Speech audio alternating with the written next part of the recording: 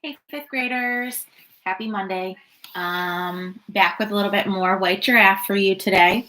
So we left off at the end of chapter 12 where Martine had finally gotten the chance to go out into the game reserve with Tendai. And it's kind of interesting because when her and her grandmother's relationship started to change a little bit was when her grandmother caught her gardening that morning. And then ever since Martine was helping in the garden, her grandma's been treating her a little bit differently, which is kind of interesting because when she was helping in the garden that morning, she was really kind of just trying to make an excuse for why her clothes were so wet and dirty from sneaking out into the game reserve. So it's just kind of interesting that that's how their relationship changed when she was really kind of lying about helping in the garden. But we're picking up with chapter 13. When they reached the Jeep, Tendai put the breakfast things in the cab and took out his rifle. They set foot off on foot across the valley. The sun was so searing that even the earth smelled baked and the sky was as blue as a kingfisher's wing. At this hour of day, there was no shade to speak of, but the lacy-leaved thorn trees were alive with bees, cooing doves, and crested gray lories, which her grandmother and Tendai referred to as go-away birds, because that's what they seemed to shout at potential predators. These were the sounds Martine had come to associate with Africa. She stuck close to Tendai, who walked with his hand on the trigger of his rifle, alert for elephants, buffaloes, and lions, the most unpredictable animals in the reserve. He noticed everything. He showed Martine a nest of hoopoe bird babies, a comical chameleon, and the spoor of a female leopard and 2 cubs. He could even tell how big the cubs were and how fast the little family had been traveling. The more Tendai talked, the more obvious it was that he knew Sawabana like he knew his own heart. Martine felt safe with him. With his gravelly voice and patient way of explaining things, he reminded her of her father. All at once, Tendai broke off.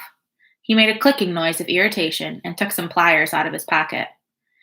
They were in the valley to search for snares, wire nooses, or iron-jawed traps left by poachers, which strangled animals or broke their limbs and left them to die slowly. Martine watched him as he sprang a trap, almost invisible in the long grass, and cut the rusty wire binding it to a tree. "I don't know what to do anymore," he said as they walked into the welcome cool of a grove of trees. "No matter how many snares I remove, they are always there the next day. And recently, we've started to lose our big game as well. A lion and a buffalo have disappeared in the last month. I wish we could employ a guard, but money is very tight." Listening to him, Martine began to feel frightened for Jeremiah. What if her giraffe, she'd already begun to think of Jeremy as hers, and Jemmy as hers, had his legs broken in a steel trap? "Tendai?" The Zulu put his fingers to his lips. He indicated that she should creep forward quietly and crouch with him behind a tree. They sat motionless. After a few minutes, a magnificent kudu bull stepped gracefully into the clearing in front of them and stood in the dappled sunlight. He seemed to be listening for something. Martine thought that next to Jemmy, he was the most gorgeous animal she had ever seen. He had spiral horns and almond-shaped eyes and a broad, fawn-colored face. Long, silky white fur traced the line of his throat, and delicate white stripes adorned his back, which was humped at the shoulder. "He's amazing," she whispered to Tendai, who grinned down at her. Bang! A bullet ripped into the tree trunk above Tendai's head, simultaneously spraying him with splinters and terrifying Martine. Before they could move, a second bullet hit the kudu in the throat. Blood spurted from his neck in a fountain, and he dropped to the ground and lay still. Martine screamed. Alex came strolling through the trees, smoke rising from the tip of his rifle. His blonde hair was standing up in sweaty spikes. "Sorry about that, guys," he said. "The sight on my gun's been playing up. Lucky I missed you, eh? I was trying to hit that kudu over there. From where I was, it looked like it was caught in a snare." Tendai was enraged. There was nothing wrong with that kudu. Nothing, he shouted. Where's the snare? What did you have to go and shoot it for? What can I say? Alex mused chirpily. These things happen. At least it'll make good eating. This incensed Tendai even more, and the two men started to argue. Neither of them noticed Martine steal away and run as fast as she could to the fallen kudu. His eyes were glazed over, and his lovely fawn coat was scarlet with pulsing blood. The rifle blast had left a big, jagged hole in his white, bearded throat. Martine bent down beside him. She was in a trance, just as she had been when she held the wild goose. Ordinarily, she would have been inconsolable at the mere idea of anyone shooting an animal, but today she didn't feel any sadness at all. Instead, she felt charged with energy, as if the purest, most perfect electricity in the world was coursing through her veins. Her hands became boiling hot. She put them over the kudu's heart. There was a faint beat, already fading. Martine thought fast. Shock and loss of blood had caused the kudu to lose consciousness, and she knew from the first aid her dad had taught her that without emergency treatment, he would be dead in minutes. But that didn't mean he couldn't be saved. The bullet had pierced the kudu's throat, passed straight through his windpipe, and made a clean exit. If Martine could stem the blood and heal his failing heart, then maybe, just maybe, the kudu would breathe again. In the distance, she heard Alex snap sarcastically. The trouble with you, Tendai, is you always put sentiment before business. A dead animal is not always a disaster, my friend. Sometimes it's just a furry bit of money.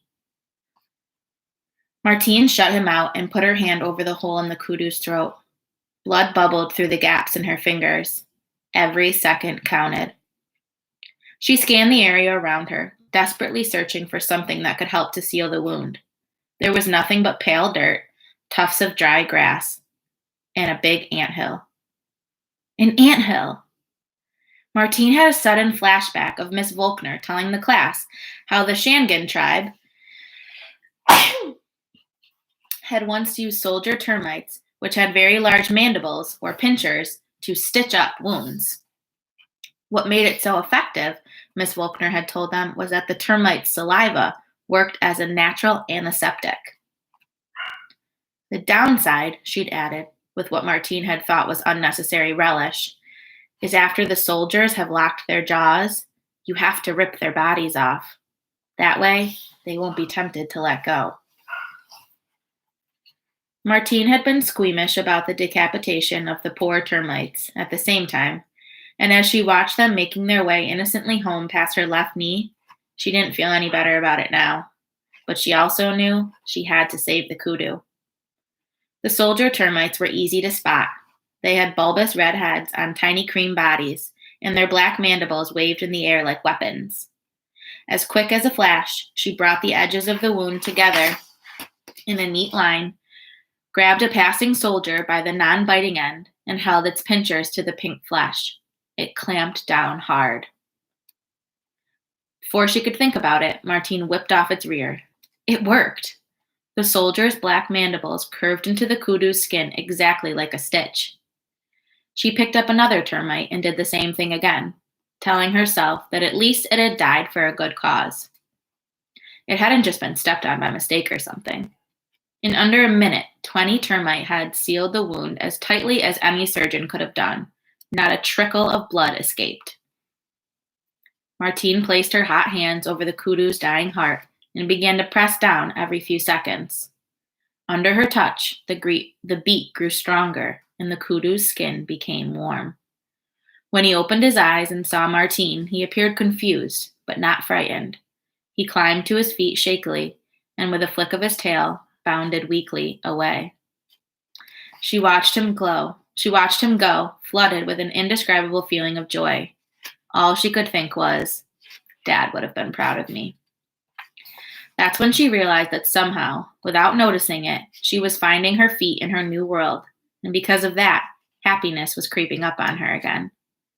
3 times in the last few weeks, saving an Egyptian goose, finding Jemmy, and now healing the kudu, she'd had to do things on her own, with nobody's help, even when she was very, very scared, And each time, something amazing had happened, and that made her trust herself more. Even so, she was scared to look at the two men in case they'd witnessed what had just taken place. Fortunately, it seemed they hadn't.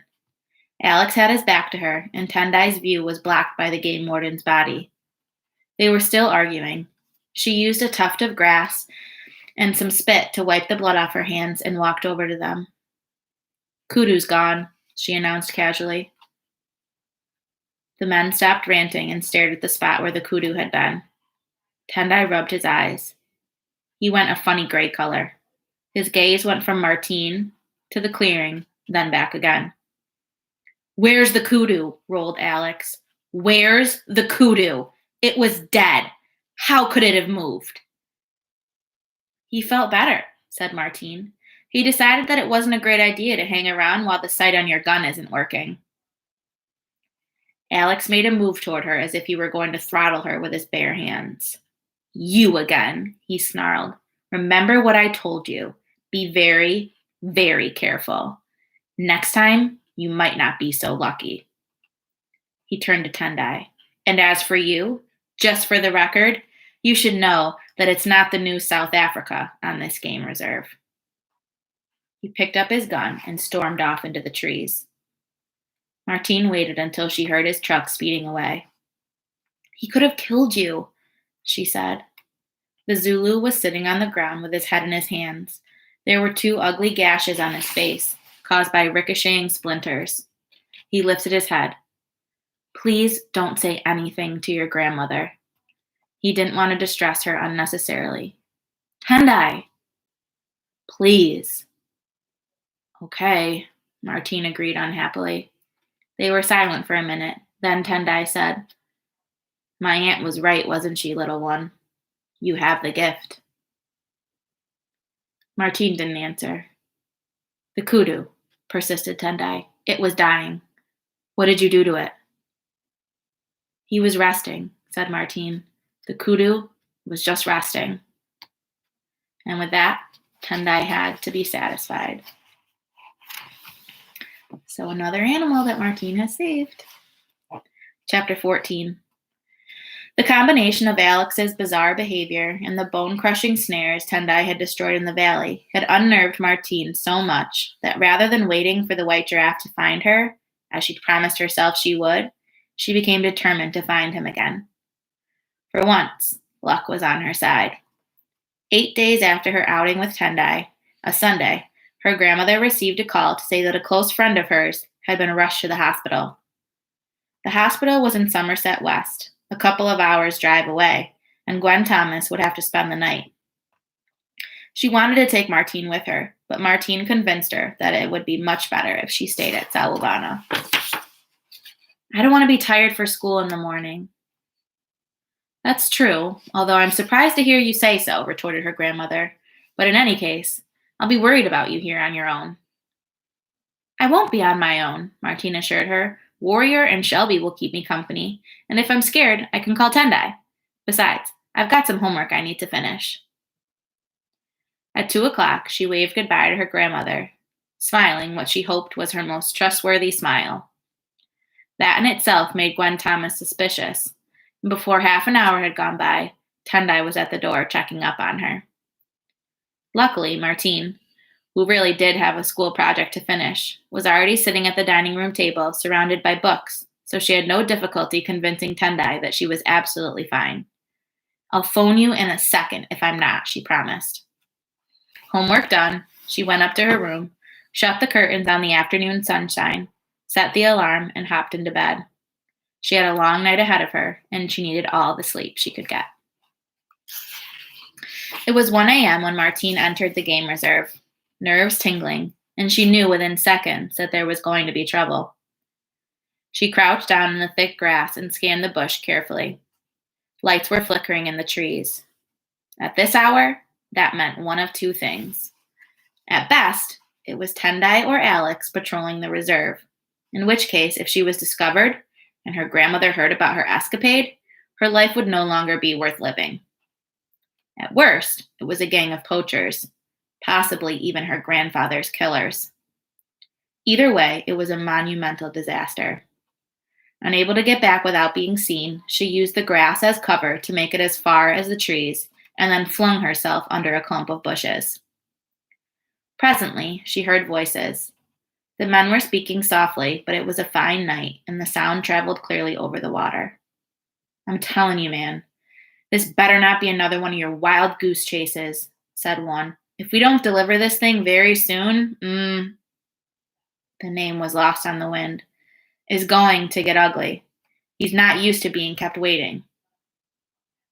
When have I ever let you down? A second voice demanded. I'll find that blasted animal if it's the last thing I do.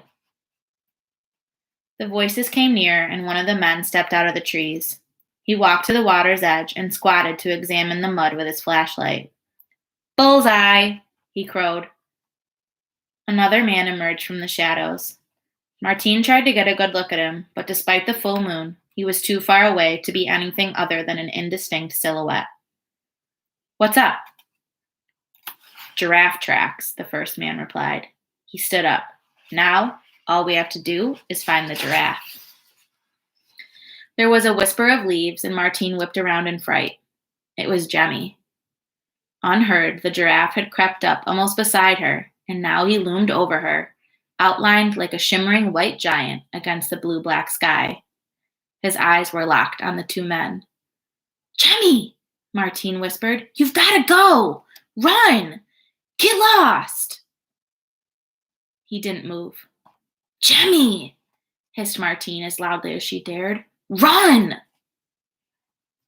The white giraffe seemed to notice her for the first time. His liquid black eyes swept from her to the men and back again. He was shaking. Every inch of his body was poised for flight, but something was stopping him. Abandoning all thought for her own safety, Martine jumped from her hiding place. Go, Jemmy, she pleaded, drumming her fist against his leg. You've got to go. The white giraffe shoved her purposefully with his nose. That's when it hit Martine. He wanted her to come with him. There it is, cried one of the men, and Martine went cold with terror. Behind her, she could hear shouts and the high-pitched whine of an engine firing into life. There was no escape. In a matter of minutes, she and Jemmy would be caught. Unless... Jemmy! Yelled Martine, and she ran to the nearest climbable tree. For several petrifying moments, it seemed as if Jemmy was not going to follow her, but all of a sudden, he did. Martine pulled herself up onto the highest branch she could reach. There was no time to think. In particular, there was no time to think about how she'd never ridden any animal, not even a Shetland pony, and that she wasn't all that good at riding a bicycle. She simply swung onto Jemmy's back and grabbed a handful of mane. The first panic surge of the white giraffe nearly sent Martine flying. Self-preservation stopped her from falling off. Before she could adjust to the fact that she was 10 feet off the ground, on the same level as a startled owl, they were bolting into the night. Martine leaned forward the way she'd seen horse riders do in England, gripped with her legs, and tried to avoid looking down. They swept through the dark trees at an incredible speed, the giraffe galloping with a rhythmic, rocking horse stride. How he avoided colliding with the overhead branches or getting a hoof caught in a root was a mystery to Martine. Nevertheless, once she got used to his sloping back, she found it surprisingly easy to ride him. He was broad and comfortable, and his fur was like satin. Soon it seemed like the most natural thing in the world to be racing through the moonlight on the back of a young giraffe. The sound of the men died behind them. After a while, Martine could hear nothing but the wind in her ears and the sharp cries of the night birds as they flashed by. Gradually, the trees gave way to open grassland, and she could make out the shadows of the game reserve animals and smell the sweet smell of the bush at night. Zebras looked up blinking as they passed. A bush baby swung torch-like eyes on them, and a couple lionesses bounded after them hungrily before stopping to lie in wait for easier prey. After about a quarter of an hour, they reached the lower slopes of the mountain that marked Sawabana's northern boundary, and Jemmy slowed to a walk. His neck was wet with sweat, and he was breathing hard, like a galloping racehorse. He seemed to be searching for something. Martine was so exhilarated by the experience of riding a giraffe that at first she barely took in her surroundings. It was awesome, if a little vertigo inducing, to see the world from this height. When she did look around, she found that they were in a barren clearing, littered with rocks and shale at the base of a granite cliff. An air of desolation hung over the place. Usually the African night was alive with the sound of cicadas, frogs, and nocturnal creatures, but this area seemed devoid of any life. Even the temperature seemed lower. Nothing grew here apart from a single twisted tree, which had taken root in the cliff itself and was shrouded in a tangled mass of moss and parasitic creepers. Due no doubt to the gales that ripped around the mountain, it had grown stunted and misshapen over the years, and now, Martine thought with a shudder, it stood among the boulders like a sinister sentinel. She couldn't think why the white giraffe had brought her to this awful place, but he seemed very agitated. She began to feel concerned. Through the night came the rumble of an engine. It was heading straight toward them. A searchlight swept the slopes above their heads. "Jemmy!" Martine cried. "What are you doing? We've got to get away!" Beneath her, she felt the white giraffe's hindquarters bunch as if he were preparing for a mighty leap. Martine put her arms around his neck and hung on for all she was worth. Until that moment, she'd been too full of the miracle of the ride to wonder where Jemmy was taking her or what would happen when they got there. Now reality was setting in. She dreaded to think how many bones she would break if she did crash to the ground, or indeed how she'd manage to crawl home and explain her injuries to her grandmother. Assuming, of course, that she wasn't eaten, bitten, stung, trampled, gored, or shot by poachers along the way. But there was no time to think about that now. From standing, Jemmy took 6 breathtakingly fast strides in an enormous leap. In the instant before the jeep burst into the clearing and the world went black, Martine understood why Tendai had never been able to follow his tracks. The white giraffe had simply evaporated into thin air.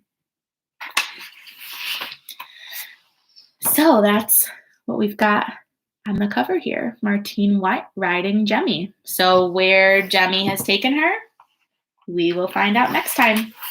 Have a great day, fifth graders.